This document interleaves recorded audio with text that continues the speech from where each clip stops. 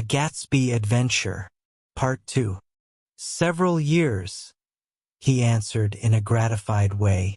I made the pleasure of his acquaintance just after the war.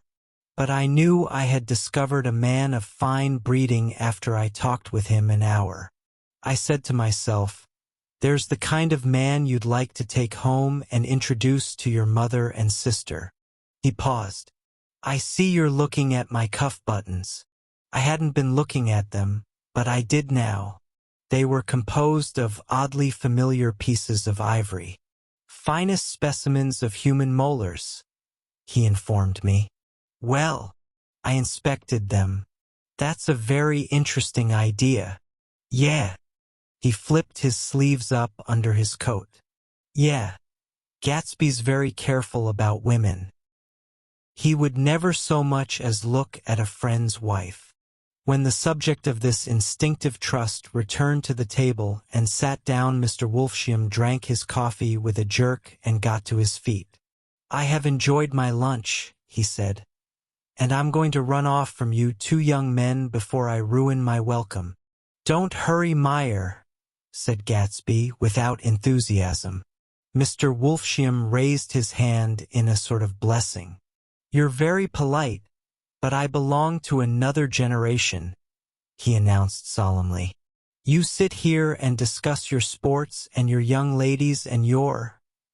He supplied an imaginary noun with another wave of his hand. As for me, I am 50 years old, and I won't impose myself on you any longer.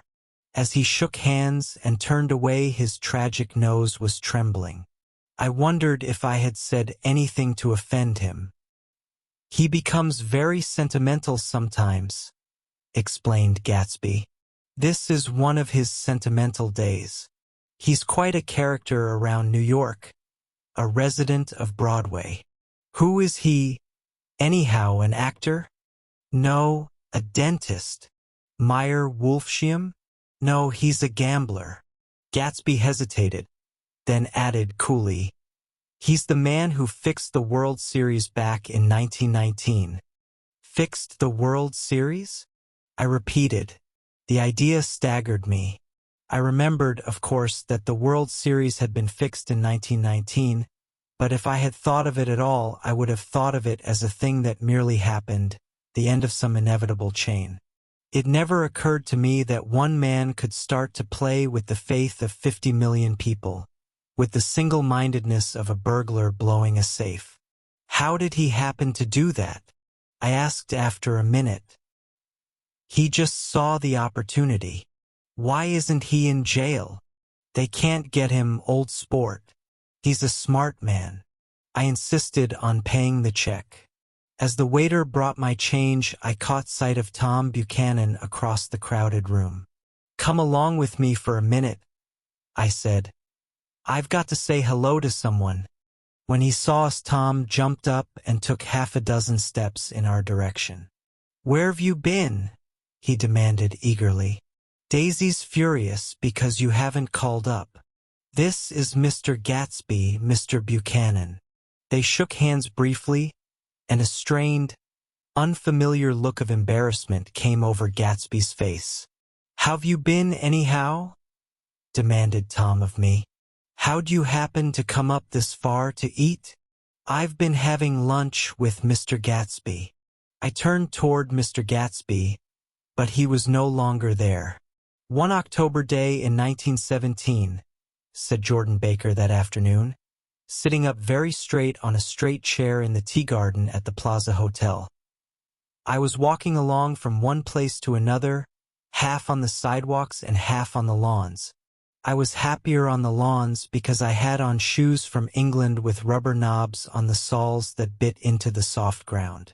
I had on a new plaid skirt also that blew a little in the wind, and whenever this happened, the red, white, and blue banners in front of all the houses stretched out stiff and criticized, in a disapproving way. The largest of the banners and the largest of the lawns belonged to Daisy Fay's house. She was just 18, 2 years older than me, and by far the most popular of all the young girls in Louisville. She dressed in white and had a little white car, And all day long the telephone rang in her house, and excited young officers from Camp Taylor demanded the privilege of monopolizing her that night. Anyways, for an hour. When I came opposite her house that morning, her white car was beside the curb, and she was sitting in it with a lieutenant I had never seen before.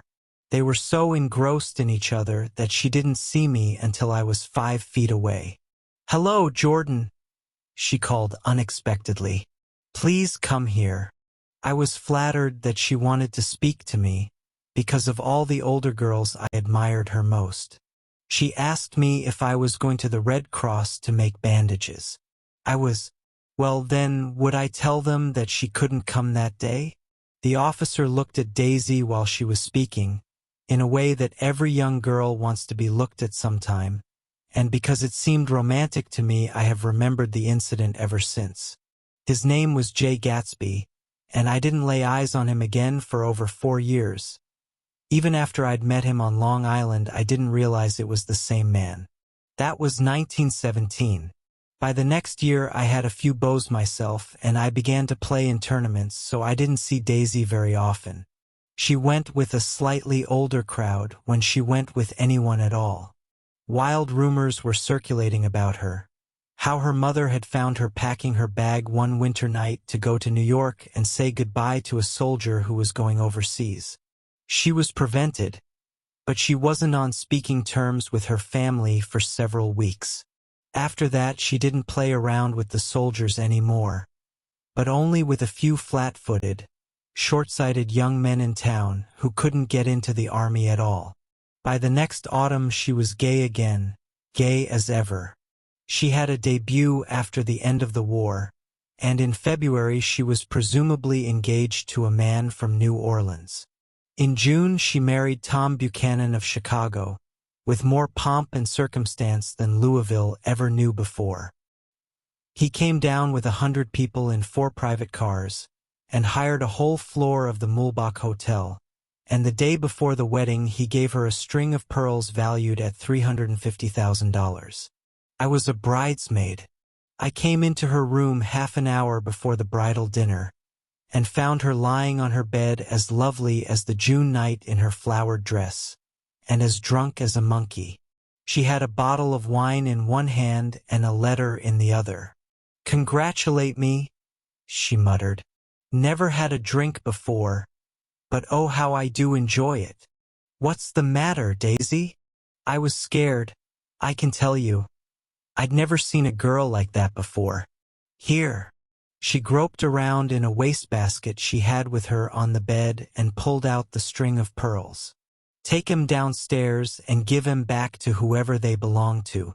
Tell 'em all Daisy's change her mind. Say, Daisy's change her mind." She began to cry. She cried and cried.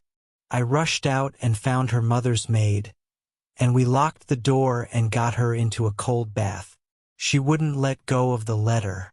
She took it into the tub with her and squeezed it up in a wet ball, and only let me leave it in the soap dish when she saw that it was coming to pieces like snow. But she didn't say another word.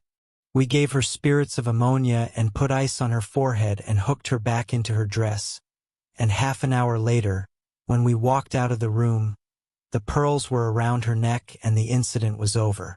Next day at 5 o'clock she married Tom Buchanan without so much as a shiver, and started off on a 3 months trip to the South Seas. I saw them in Santa Barbara when they came back, and I thought I'd never seen a girl so mad about her husband. If he left the room for a minute, she'd look around uneasily and say, "Where's Tom gone?"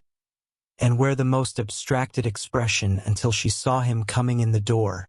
She used to sit on the sand with his head in her lap by the hour, rubbing her fingers over his eyes and looking at him with unfathomable delight. It was touching to see them together. It made you laugh in a hushed, fascinated way. That was in August. A week after I left Santa Barbara, Tom ran into a wagon on the Ventura Road one night and ripped a front wheel off his car. The girl who was with him got into the papers, too, because her arm was broken. She was one of the maids in the Santa Barbara hotel. The next April Daisy had her little girl, and they went to France for a year. I saw them one spring in Cannes, and later in Deauville, and then they came back to Chicago to settle down. Daisy was popular in Chicago, as you know. They moved with a fast crowd, all of them young and rich and wild, but she came out with an absolutely perfect reputation. Perhaps because she doesn't drink. It's a great advantage not to drink among hard-drinking people. You can hold your tongue and, moreover, you can time any little irregularity of your own so that everybody else is so blind that they don't see or care. Perhaps Daisy never went in for love at all. And yet there's something in that voice of hers. Well, about 6 weeks ago, she heard the name Gatsby for the first time in years. It was when I asked you, do you remember? If you knew Gatsby in West Egg. After you had gone home, she came into my room and woke me up and said, "What Gatsby?" And when I described him, I was half asleep. She said in the strangest voice that it must be the man she used to know. It wasn't until then that I connected this Gatsby with the officer in her white car. When Jordan Baker had finished telling all this, we had left the plaza for half an hour and were driving in a Victoria through Central Park. The sun had gone down behind the tall apartments of the movie stars in the West 50s, and the clear voices of children, already gathered like crickets on the grass, rose through the hot twilight. I'm the king of Araby. Your love belongs to me. At night when you're asleep into your tent I'll creep. It was a strange coincidence, I said. But it wasn't a coincidence at all. Why not? Gatsby bought that house so that Daisy would be just across the bay. Then it had not been merely the stars to which he had aspired on that June night. He came alive to me, delivered suddenly from the womb of his purposeless splendor. He wants to know, continued Jordan, if you'll invite Daisy to your house some afternoon and then let him come over. The modesty of the demand shook me. He had waited 5 years and bought a mansion where he dispensed starlight to casual moths, so that he could come over some afternoon to a stranger's garden. Did I have to know all this before he could ask such a little thing? He's afraid he's waited so long. He thought you might be offended. You see, he's regular tough underneath it all. Something worried me. Why didn't he ask you to arrange a meeting? He wants her to see his house, she explained. And your house is right next door. Oh, I think he half expected her to wander into one of his parties some night, went on Jordan. But she never did. Then he began asking people casually if they knew her, and I was the first one he found. It was that night he sent for me at his dance, and you should have heard the elaborate way he worked up to it. Of course, I immediately suggested a luncheon in New York, and I thought he'd go mad. I don't want to do anything out of the way, he kept saying. I want to see her right next door. When I said you were a particular friend of Tom's, he started to abandon the whole idea. He doesn't know very much about Tom, though he says he's read a Chicago paper for years just on the chance of catching a glimpse of Daisy's name. It was dark now, and as we dipped under a little bridge, I put my arm around Jordan's golden shoulder and drew her toward me and asked her to dinner. Suddenly I wasn't thinking of Daisy and Gatsby anymore, but of this clean, hard, limited person who dealt in universal skepticism and who leaned back jauntily just within the circle of my arm. A phrase began to beat in my ears with a sort of heady excitement. There are only the pursued, the pursuing, the busy, and the tired. And Daisy ought to have something in her life, murmured Jordan to me. Does she want to see Gatsby? She's not to know about it. Gatsby doesn't want her to know. You're just supposed to invite her to tea. We passed a barrier of dark trees, and then the facade of 59th Street, a block of delicate pale light, beamed down into the park. Unlike Gatsby and Tom Buchanan, I had no girl whose disembodied face floated along the dark building exteriors and blinding signs, and so I drew up the girl beside me, tightening my arms. Her wan, scornful mouth smiled, and so I drew her up again closer, this time to my face. When I came home to West Egg that night, I was afraid for a moment that my house was on fire. 2 o'clock and the whole corner of the peninsula was blazing with light, which fell unreal on the shrubbery and made thin, elongating glints upon the roadside wires. Turning a corner, I saw that it was Gatsby's house, lit from tower to cellar. At first I thought it was another party, a wild rout that had resolved itself into hide-and-go-seek or sardines in the box, with all the house thrown open to the game. But there wasn't a sound, only wind in the trees, which blew the wires and made the lights go off and on again as if the house had winked into the darkness. As my taxi groaned away, I saw Gatsby walking toward me across his lawn. "Your place looks like the World's Fair," I said. "Does it?" He turned his eyes toward it absently. "I have been glancing into some of the rooms. Let's go to Coney Island, old sport." "In my car." "It's too late." "Well, suppose we take a plunge in the swimming pool? I haven't made use of it all summer. I've got to go to bed." "All right." He waited, looking at me with suppressed eagerness. "I talked with Miss Baker," I said after a moment. "I'm going to call up Daisy tomorrow and invite her over here to tea." "Oh, that's all right," he said carelessly. "I don't want to put you to any trouble." "What day would suit you?" "What day would suit you?" he corrected me quickly.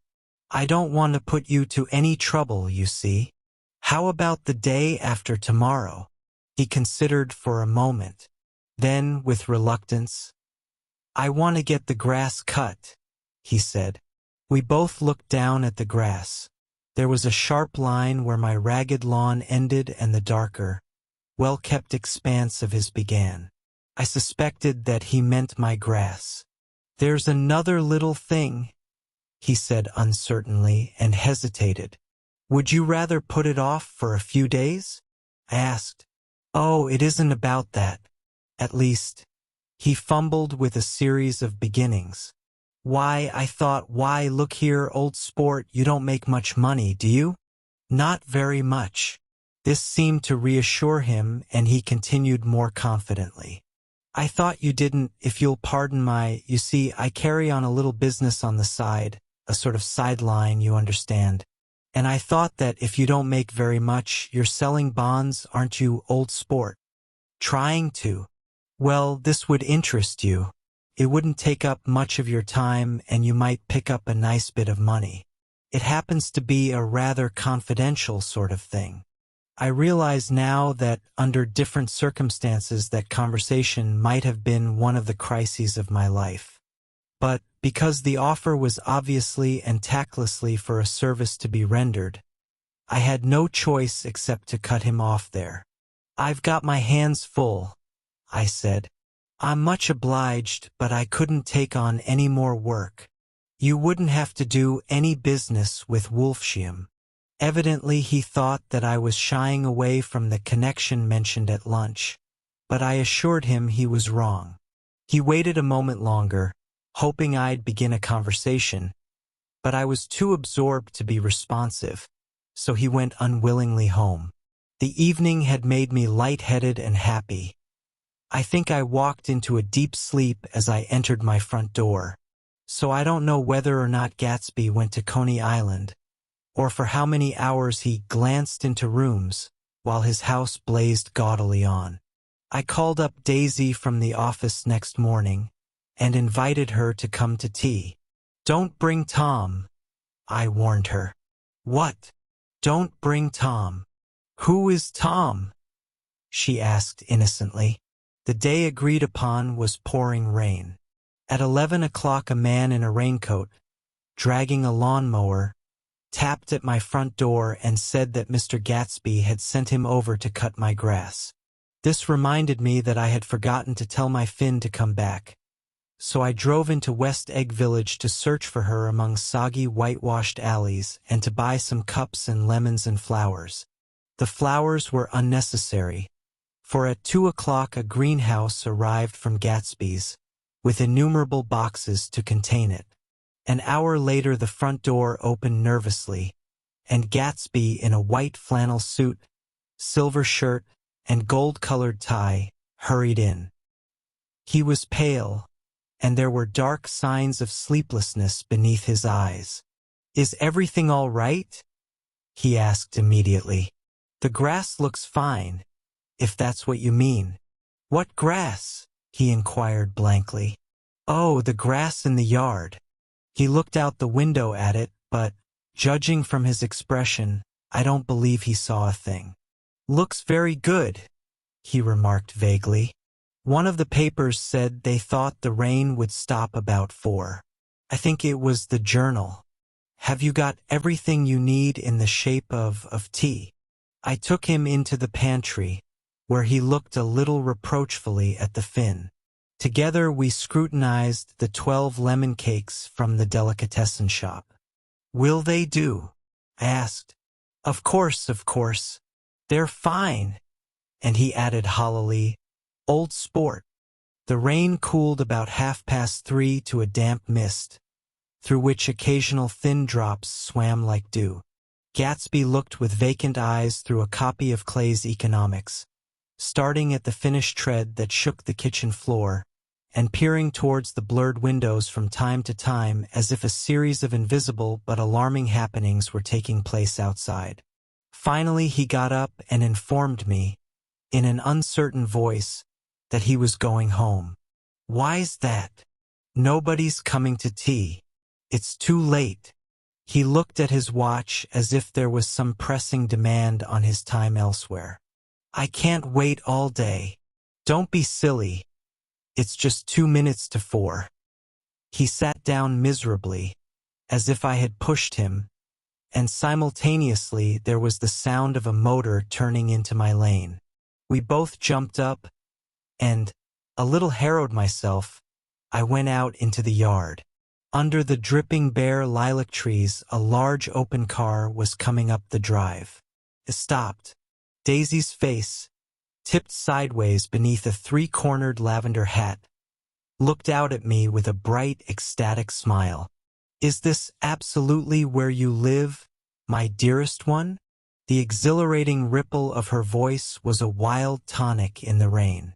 I had to follow the sound of it for a moment, up and down with my ear alone, before any words came through. A damp streak of hair lay like a dash of blue paint across her cheek, and her hand was wet with glistening drops as I took it to help her from the car. "Are you in love with me?" she said low in my ear. "Or why did I have to come alone?" "That's the secret of Castle Rackrent. Tell your chauffeur to go far away and spend an hour. Come back in an hour, Ferdy." Then, in a grave murmur, "His name is Ferdy. Does the gasoline affect his nose?" "I don't think so," she said innocently. "Why?" We went in. To my overwhelming surprise, the living room was deserted. "Well, that's funny," I exclaimed. "What's funny?" She turned her head as there was a light, dignified knocking at the front door. I went out and opened it. Gatsby, pale as death, with his hands plunged like weights in his coat pockets, was standing in a puddle of water glaring tragically into my eyes. With his hands still in his coat pockets, he stalked by me into the hall, turned sharply as if he were on a wire, and disappeared into the living room. It wasn't a bit funny. Aware of the loud beating of my own heart, I pulled the door to against the increasing rain. For half a minute there wasn't a sound. Then from the living room I heard a sort of choking murmur and part of a laugh, followed by Daisy's voice on a clear artificial note. "I certainly am awfully glad to see you again." Pause. It endured horribly. I had nothing to do in the hall, so I went into the room. "Gatsby, his hands still in his pockets, was reclining against the mantelpiece in a strained counterfeit of perfect ease, even of boredom. His head leaned back so far that it rested against the face of a defunct mantelpiece clock, and from this position his distraught eyes stared down at Daisy, who was sitting, frightened but graceful, on the edge of a stiff chair. "We've met before," muttered Gatsby. His eyes glanced momentarily at me, and his lips parted with an abortive attempt at a laugh. Luckily the clock took this moment to tilt dangerously at the pressure of his head, whereupon he turned and caught it with trembling fingers and set it back in place. Then he sat down rigidly, his elbow on the arm of the sofa and his chin in his hand. "I'm sorry about the clock," he said. My own face had now assumed a deep tropical burn. I couldn't muster up a single commonplace out of the 1,000 in my head. "It's an old clock," I told them idiotically. I think we all believed for a moment that it had smashed in pieces on the floor. "We haven't met for many years," said Daisy, her voice as matter-of-fact as it could ever be. 5 years next November." The automatic quality of Gatsby's answer set us all back at least another minute. I had them both on their feet with the desperate suggestion that they help me make tea in the kitchen when Finn brought it in on a tray. Amid the welcome confusion of cups and cakes, a certain physical decency established itself. Gatsby got himself into a shadow and, while Daisy and I talked, looked conscientiously from one to the other of us with tense, unhappy eyes. However, as calmness wasn't an end in itself, I made an excuse at the first possible moment and got to my feet. "Where are you going?" demanded Gatsby in immediate alarm. "I'll be back. I've got to speak to you about something before you go." He followed me wildly into the kitchen, closed the door, and whispered, "Oh God!" in a miserable way. "What's the matter?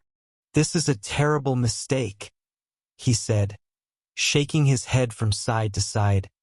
"A terrible, terrible mistake. You're just embarrassed, that's all." And luckily I added, "Daisy's embarrassed too." "She's embarrassed?" he repeated incredulously. "Just as much as you are. Don't talk so loud. You're acting like a little boy," I broke out impatiently. "Not only that, but you're rude. Daisy's sitting in there all alone." He raised his hand to stop my words, looked at me with unforgettable reproach, and, opening the door cautiously, went back into the other room. I walked out the back way, just as Gatsby had when he had made his nervous circuit of the house half an hour before, and ran for a huge black knotted tree whose massed leaves made a fabric against the rain. Once more it was pouring, and my irregular lawn, well shaved by Gatsby's gardener, abounded in small muddy swamps and prehistoric marshes. There was nothing to look at from under the tree except Gatsby's enormous house, so I stared at it, like Kant at his church, for half an hour. A brewer had built it early in the period craze, a decade before, and there was a story that he'd agreed to pay 5 years' taxes on all the neighboring cottages if the owners would have their roofs thatched with straw. Perhaps their refusal took the heart out of his plan to found a family. He went into an immediate decline. His children sold his house with the black wreath still on the door. Americans, while willing, even eager, to be serfs, have always been obstinate about being peasantry. After half an hour, the sun shone again, and the grocer's automobile rounded Gatsby's drive with the raw material for his servant's dinner. I felt sure he wouldn't eat a spoonful. A maid began opening the upper windows of his house, appeared momentarily in each, and, leaning from the large central bay, spat meditatively into the garden. It was time I went back. While the rain continued, it had seemed like the murmur of their voices, rising and swelling a little now and then with gusts of emotion. But in the new silence, I felt that silence had fallen within the house too. I went in, after making every possible noise in the kitchen, short of pushing over the stove, but I don't believe they heard a sound.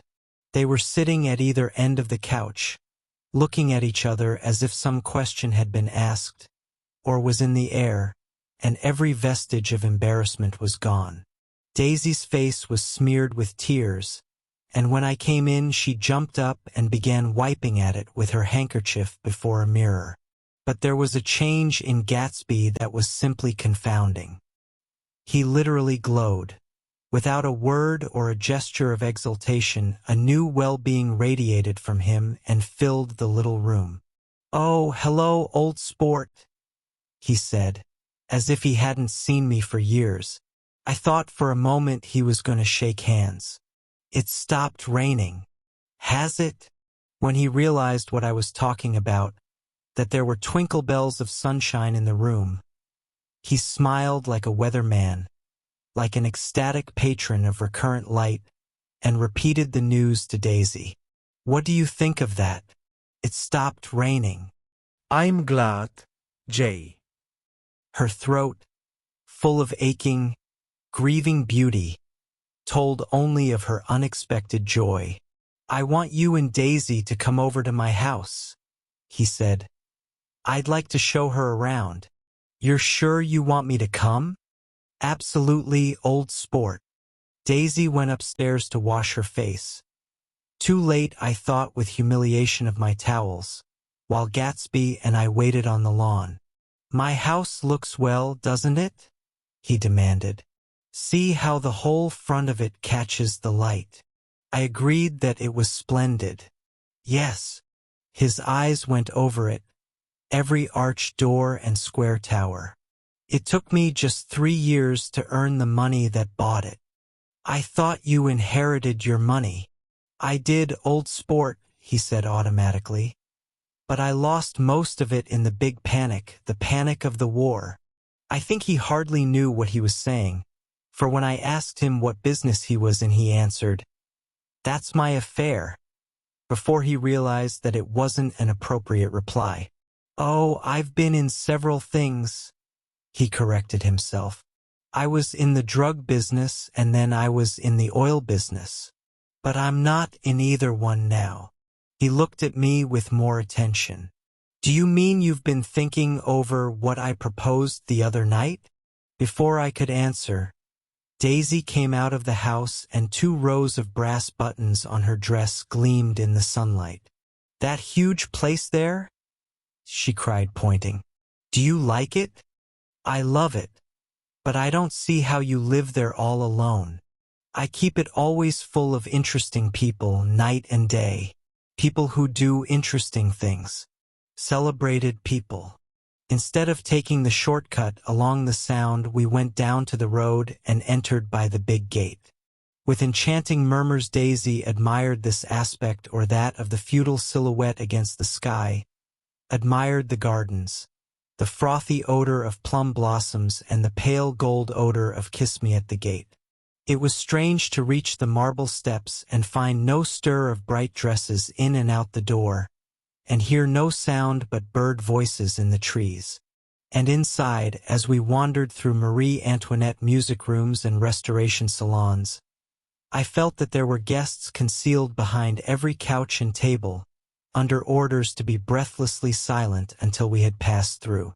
As Gatsby closed the door of the Merton College Library, I could have sworn I heard the owl-eyed man break into ghostly laughter.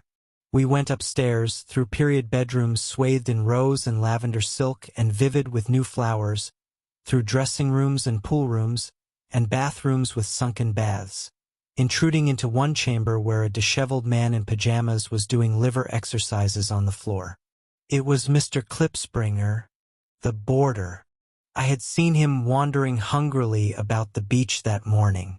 Finally, we came to Gatsby's own apartment, a bedroom and a bath, and an Adam's study, where we sat down and drank a glass of some wine he took from a cupboard in the wall. He hadn't once ceased looking at Daisy, and I think he revalued everything in his house according to the measure of response it drew from her well-loved eyes. Sometimes, too, he stared around at his possessions in a dazed way, as though in her actual and astounding presence none of it was any longer real. Once he nearly toppled down a flight of stairs. His bedroom was the simplest room of all, except where the dresser was garnished with a toilet set of pure dull gold. Daisy took the brush with delight and smoothed her hair, whereupon Gatsby sat down and shaded his eyes and began to laugh. "It's the funniest thing, old sport," he said hilariously. "I can't when I try to." He had passed visibly through 2 states and was entering upon a 3rd. After his embarrassment and his unreasoning joy, he was consumed with wonder at her presence. He had been full of the idea so long, dreamed it right through to the end, waited with his teeth set, so to speak, at an inconceivable pitch of intensity. Now, in the reaction, he was running down like an overwound clock. Recovering himself in a minute, he opened for us 2 hulking patent cabinets which held his mass suits and dressing gowns and ties, and his shirts, piled like bricks in stacks a dozen high. "I've got a man in England who buys me clothes. He sends over a selection of things at the beginning of each season, spring and fall." He took out a pile of shirts and began throwing them, one by one, before us, shirts of sheer linen and thick silk and fine flannel, which lost their folds as they fell and covered the table in many-colored disarray. While we admired, he brought more, and the soft, rich heap mounted higher, shirts with stripes and scrolls and plaids in coral and apple green and lavender and faint orange, with figures of Indian blue. Suddenly, with a strained sound, Daisy bent her head into the shirts and began to cry stormily. "They're such beautiful shirts," she sobbed, her voice muffled in the thick folds. "It makes me sad because I've never seen such beautiful shirts before." After the house, we were to see the grounds and the swimming pool and the airplane and the midsummer flowers, but outside Gatsby's window it began to rain again. So we stood in a row looking at the corrugated surface of the Sound. "If it wasn't for the mist, we could see your home across the bay," said Gatsby.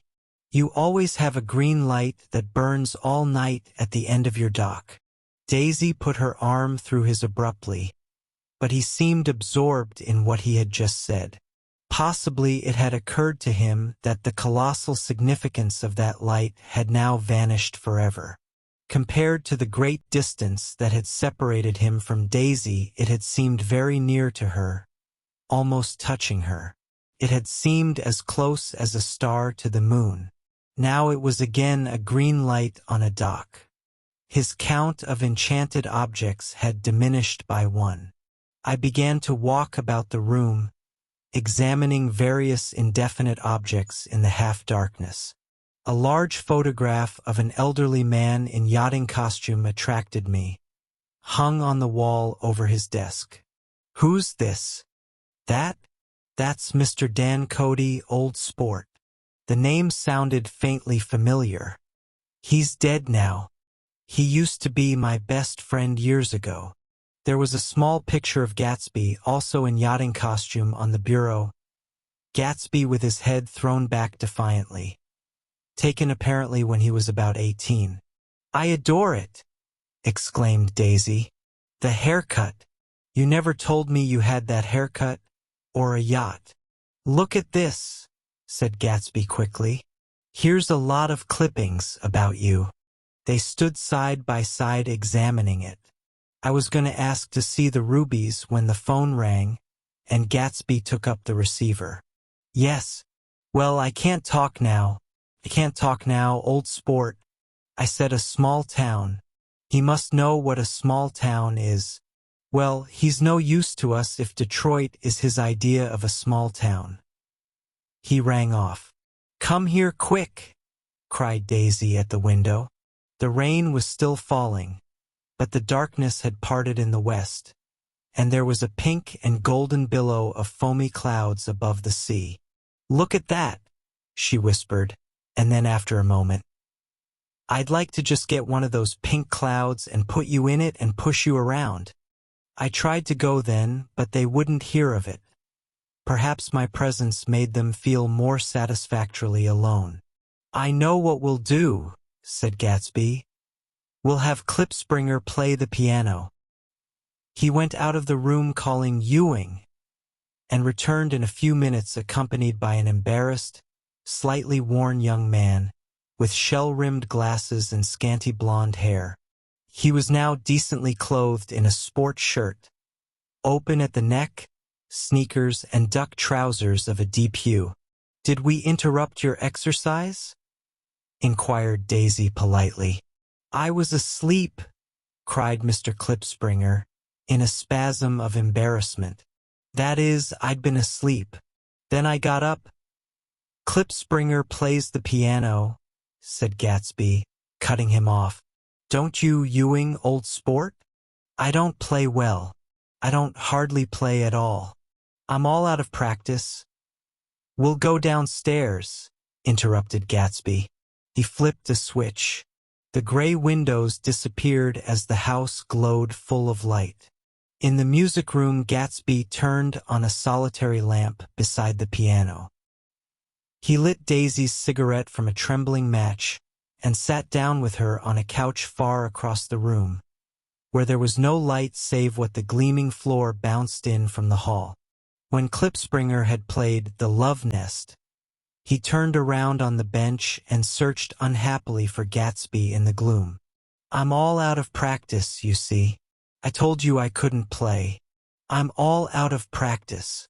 "Don't talk so much, old sport," commanded Gatsby. "Play. In the morning, in the evening, ain't we got fun?" Outside the wind was loud, and there was a faint flow of thunder along the sound.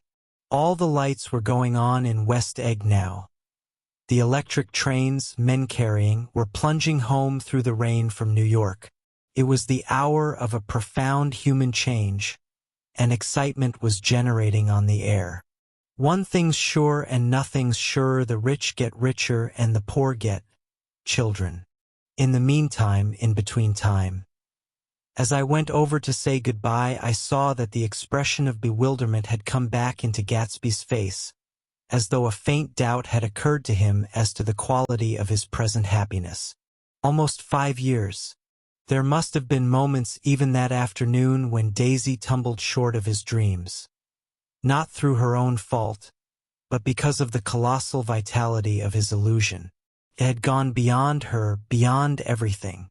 He had thrown himself into it with a creative passion, adding to it all the time, decking it out with every bright feather that drifted his way.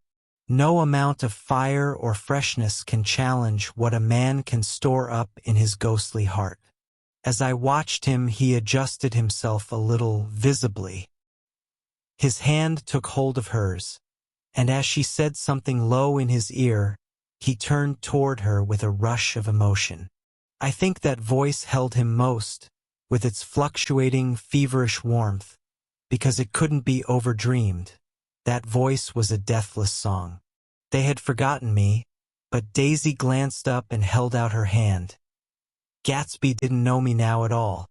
I looked once more at them, and they looked back at me, remotely, possessed by intense life. Then I went out of the room and down the marble steps into the rain, leaving them there together. About this time, an ambitious young reporter from New York arrived one morning at Gatsby's door and asked him if he had anything to say. "Anything to say about what?" inquired Gatsby politely. "Why, any statement to give out." It transpired after a confused 5 minutes that the man had heard Gatsby's name around his office in a connection which he either wouldn't reveal or didn't fully understand. This was his day off, and with laudable initiative he had hurried out to see. It was a random shot, and yet the reporter's instinct was right. Gatsby's notoriety, spread about by the hundreds who had accepted his hospitality and so become authorities upon his past, had increased all summer until he fell just short of being news. Contemporary legends such as the underground pipeline to Canada attached themselves to him, and there was one persistent story that he didn't live in a house at all, but in a boat that looked like a house and was moved secretly up and down the Long Island shore. Just why these inventions were a source of satisfaction to James Gatz of North Dakota isn't easy to say. James Gatz, that was really, or at least legally, his name. He had changed it at the age of 17 and at the specific moment that witnessed the beginning of his career, when he saw Dan Cody's yacht drop anchor over the most insidious flat on Lake Superior. It was James Gatz who had been loafing along the beach that afternoon in a torn green jersey and a pair of canvas pants. But it was already Jay Gatsby who borrowed a rowboat, pulled out to the yacht named Tuolumne, and informed Cody that a wind might catch him and break him up in half an hour. I suppose he'd had the name ready for a long time, even then. His parents were unsuccessful farm people. His imagination had never really accepted them as his parents at all.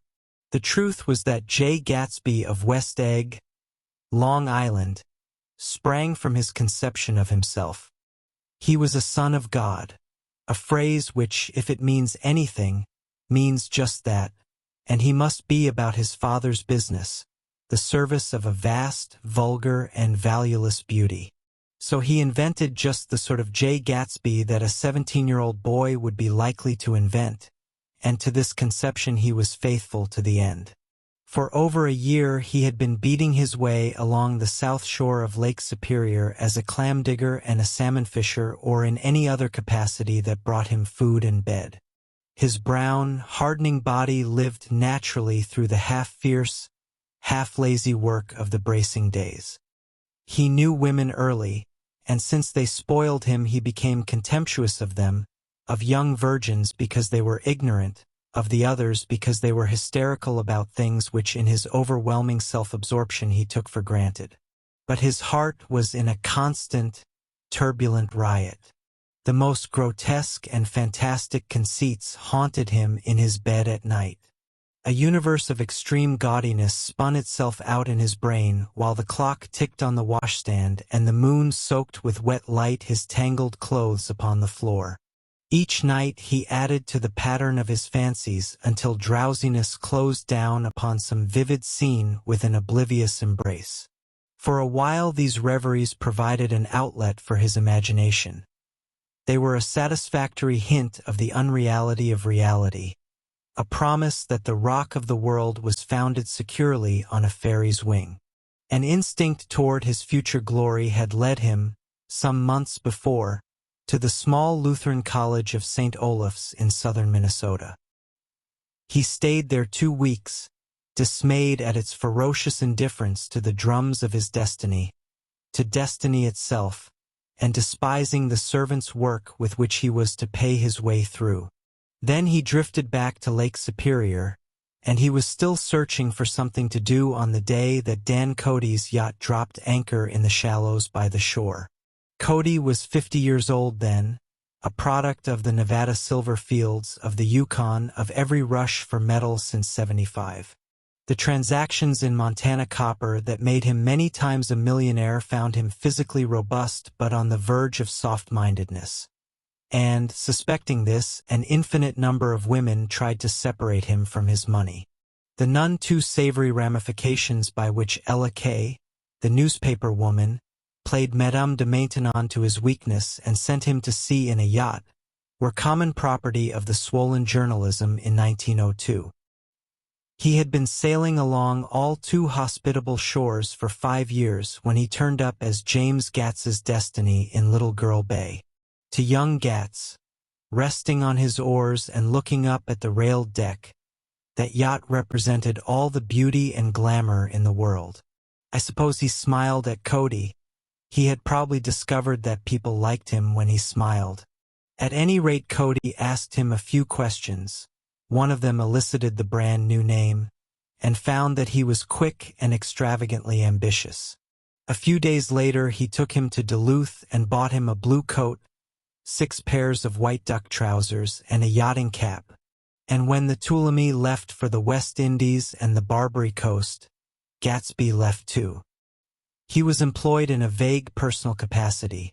While he remained with Cody, he was in turn steward, mate, skipper, secretary, and even security, for Dan Cody sober knew what lavish doings Dan Cody drunk might soon be about, and he provided for such contingencies by reposing more and more trust in Gatsby. The arrangement lasted 5 years, during which the boat went 3 times around the continent. It might have lasted indefinitely except for the fact that Ella Kay came on board one night in Boston, and a week later Dan Cody inhospitably died. I remember the portrait of him up in Gatsby's bedroom, a gray man with a hard, empty face, the pioneer party host, who during one phase of American life brought back to the eastern seashore the savage violence of the frontier brothel and saloon. It was indirectly due to Cody that Gatsby drank so little. Sometimes in the course of gay parties women used to rub champagne into his hair. For himself he formed the habit of letting liquor alone. And it was from Cody that he inherited money, a legacy of $25,000. He didn't get it. He never understood the legal device that was used against him, but what remained of the millions went intact to Ella Kay. He was left with his singularly appropriate education. The vague contour of J. Gatsby had filled out to the substantiality of a man. He told me all this very much later, but I've put it down here with the idea of exploding those first wild rumors about his antecedents, which weren't even faintly true. Moreover, he told it to me at a time of confusion, when I had reached the point of believing everything and nothing about him. So I take advantage of this short halt, while Gatsby, so to speak, caught his breath, to clear this set of misconceptions away. It was a halt, too, in my association with his affairs. For several weeks I didn't see him or hear his voice on the phone.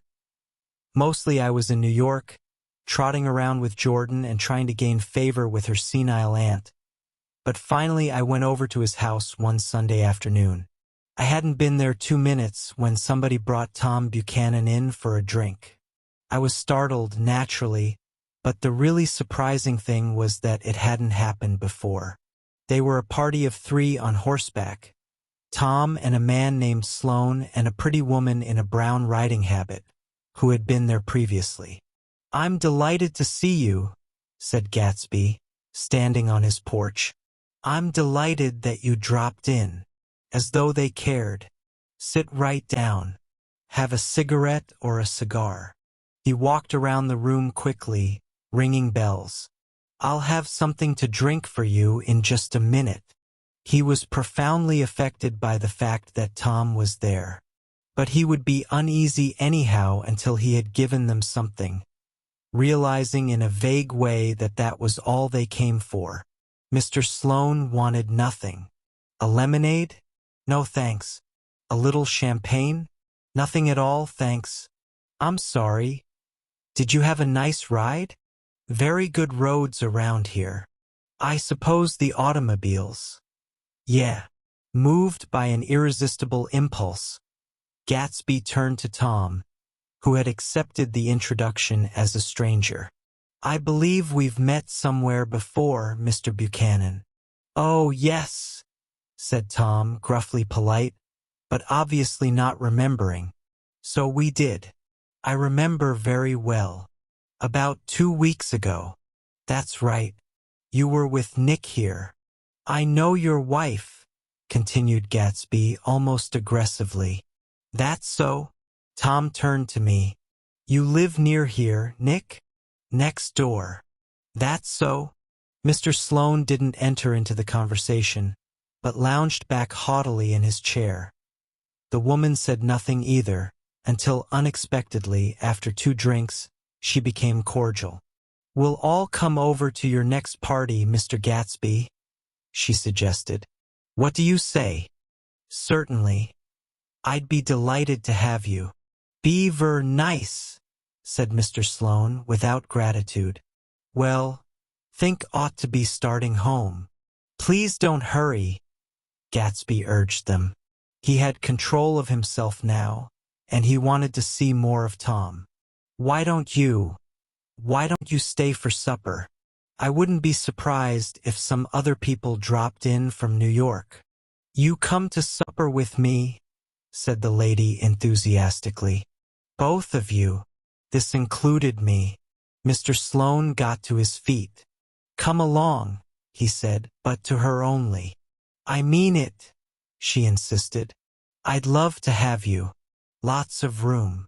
Gatsby looked at me questioningly. He wanted to go, and he didn't see that Mr. Sloane had determined he shouldn't. I'm afraid I won't be able to, I said. Well, you come, she urged, concentrating on Gatsby. Mr. Sloane murmured something close to her ear. We won't be late if we start now, she insisted aloud. I haven't got a horse, said Gatsby. I used to ride in the army, but I've never bought a horse. I'll have to follow you in my car. Excuse me for just a minute. The rest of us walked out on the porch, where Sloane and the lady began an impassioned conversation aside. My God, I believe the man's coming, said Tom. Doesn't he know she doesn't want him? She says she does want him. She has a big dinner party and he won't know a soul there. He frowned. I wonder where in the devil he met Daisy. By God, I may be old-fashioned in my ideas, but women run around too much these days to suit me. They meet all kinds of crazy fish. Suddenly Mr. Sloane and the lady walked down the steps and mounted their horses. Come on, said Mr. Sloane to Tom. We're late. We've got to go. And then to me, tell him we couldn't wait, will you? Tom and I shook hands. The rest of us exchanged a cool nod, and they trotted quickly down the drive, disappearing under the August foliage just as Gatsby, with hat and light overcoat in hand, came out the front door. Tom was evidently perturbed at Daisy's running around alone, for on the following Saturday night he came with her to Gatsby's party. Perhaps his presence gave the evening its peculiar quality of oppressiveness. It stands out in my memory from Gatsby's other parties that summer. There were the same people, or at least the same sort of people, the same profusion of champagne, the same many-colored, many-keyed commotion, but I felt an unpleasantness in the air, a pervading harshness that hadn't been there before. Or perhaps I had merely grown used to it, grown to accept West Egg as a world complete in itself, with its own standards and its own great figures, second to nothing because it had no consciousness of being so, and now I was looking at it again through Daisy's eyes. It is invariably saddening to look through new eyes at things upon which you have expended your own powers of adjustment. They arrived at twilight, and, as we strolled out among the sparkling hundreds, Daisy's voice was playing quiet tricks in her throat. These things excite me so, she whispered. If you want to kiss me any time during the evening, Nick, just let me know and I'll be glad to arrange it for you. Just mention my name. Or present a green card. I'm giving out green. Look around, suggested Gatsby. I'm looking around. I'm having a marvelous. You must see the faces of many people you've heard about. Tom's arrogant eyes roamed the crowd. We don't go around very much, he said. In fact, I was just thinking I don't know a soul here. Perhaps you know that lady. Gatsby indicated a gorgeous, scarcely human orchid of a woman who sat in state under a white plum tree. Tom and Daisy stared, with that peculiarly unreal feeling that accompanies the recognition of a hitherto ghostly celebrity of the movies. She's lovely, said Daisy. The man bending over her is her director. He took them ceremoniously from group to group, Mrs. Buchanan and Mr. Buchanan. After an instant's hesitation he added, the polo player. Oh no, objected Tom quickly. Not me. But evidently the sound of it pleased Gatsby, for Tom remained the polo player for the rest of the evening. I've never met so many celebrities, Daisy exclaimed. I liked that man. What was his name? With the sort of blue nose. Gatsby identified him, adding that he was a small producer. Well, I liked him anyhow. I'd a little rather not be the polo player, said Tom pleasantly. I'd rather look at all these famous people in oblivion. Daisy and Gatsby danced. I remember being surprised by his graceful, conservative dance. I had never seen him dance before. Then they sauntered over to my house and sat on the steps for half an hour, while at her request I remained watchfully in the garden. In case there's a fire or a flood, she explained, or any act of God. Tom appeared from his oblivion as we were sitting down to supper together. Do you mind if I eat with some people over here? He said. A fellow's getting off some funny stuff. Go ahead, answered Daisy genially. And if you want to take down any addresses, here's my little gold pencil. She looked around after a moment and told me the girl was common but pretty. And I knew that except for the half hour she'd been alone with Gatsby, she wasn't having a good time. We were at a particularly fun table. That was my fault. Gatsby had been called to the phone, and I'd enjoyed these same people only 2 weeks before. But what had amused me then turned septic on the air now. How do you feel, Miss Baedeker? The girl addressed was trying, unsuccessfully, to slump against my shoulder. At this inquiry, she sat up and opened her eyes. Wah? A massive and lethargic woman, who had been urging Daisy to play golf with her at the local club tomorrow, spoke in Miss Baedeker's defense. Oh, she's all right now. When she's had 5 or 6 cocktails, she always starts screaming like that. I tell her she ought to leave it alone. I do leave it alone, affirmed the accused hollowly. We heard you yelling, so I said to Doc Civet here, there's somebody that needs your help, document. She's much obliged, I'm sure, said another friend without gratitude. But you got her dress all wet when you stuck her head in the pool. Anything I hate is to get my head stuck in a pool, mumbled Miss Baedeker. They almost drowned me once over in New Jersey. Then you ought to leave it alone, countered Dr. Civet. Speak for yourself, cried Miss Baedeker violently. Your hand shakes. I wouldn't let you operate on me. It was like that.